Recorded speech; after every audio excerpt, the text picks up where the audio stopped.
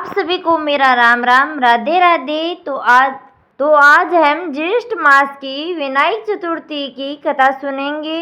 विनायक चतुर्थी ज्येष्ठ अधिक मास के शुक्ल पक्ष की चतुर्थी कहा जाता है, जो 19 मई 2026 को दोपहर 2:18 से शुरू होगी और 20 मई 2026 को सुबह 11:06 पर समाप्त होगी। उदयातिथि के अनुसार वरदा विनायक चतुर्थी का व्रत 20 मई को बुधवार को रखा जाएगा।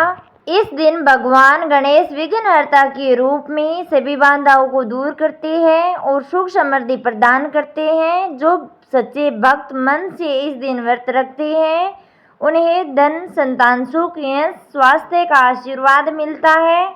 एक बार भगवान शिव तथा माता पार्वती नर्मदा नदी के किनारे बैठे थे। वहां माता पार्वती ने भगवान शिव से समय व्यतीत करने के लिए चौपड़ खेलने को कहा। शिव चौपड़ खेलने के लिए तैयार हो गए, परंतु इस खेल में हार जीत का फैसला कौन करेगा, यह प्रश्न उनके समक्ष उठा।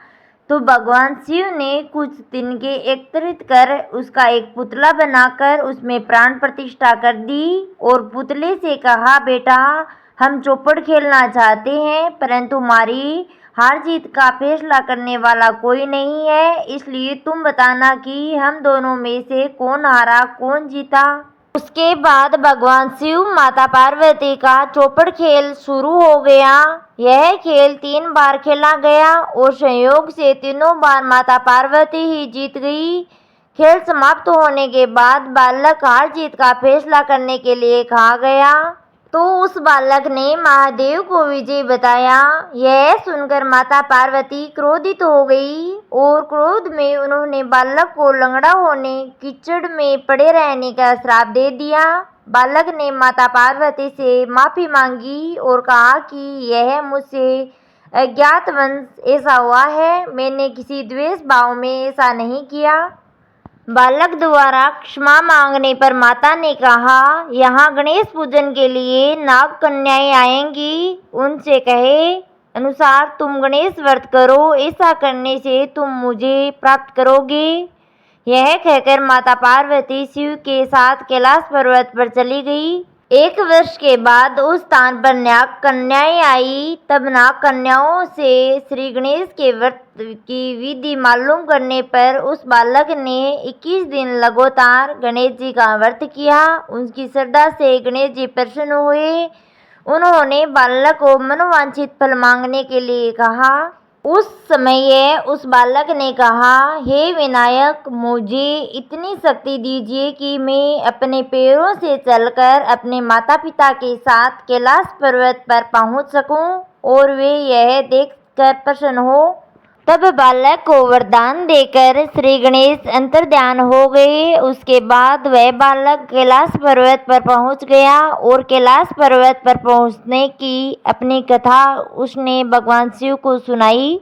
चौपड़ वाले दिन से माता पार्वती शिवजी से विमुख हो गई थी, अतः देवी के रुष्ट होने पर भगवान शिव ने भी बालक के बताए अनुसार 20 दिनों तक श्री गणेश का व्रत किया। इस व्रत के प्रभाव से माता पार्वती के मन से भगवान शिव के लिए जो नाराजगी थी वह समाप्त हो गई। तब यह व्रत विधि भगवान शंकर ने माता पार्वती को बताई। यह सुनकर माता पार्वती के मन में भी अपने पुत्र कार्तिकेय से मिलने की इच्छा जागृत हुई। तब माता पार्वती ने भी 21 दिन तक श्री गणेश का व्रत किया तथा दुर्वा, फूल, लड्डुओं से गणेश जी का पूजन अर्चन किया। व्रत के 21वें दिन कार्तिकेय स्वयं माता पार्वती से आगे मिलने। उस दिन से श्री गणेश का यह व्रत समस्त मनोकामनाओं की पूर्ति करने वाला व्रत माना जाता है। इस व्रत को करने से मनुष्य के सारे कष्ट दूर होकर मनुष्य को समस्त सुख सुविधा प्राप्त होती है। तो एक बार जोर से बोलिए, गणेश जी महाराज की जय हो। आपको यह कहानी कैसे लगी कमेंट में ज़रूर बताइए। अच्छी लगी हो तो लाइक से सब्सक्राइब जरूर करें। धन्यवाद आपका।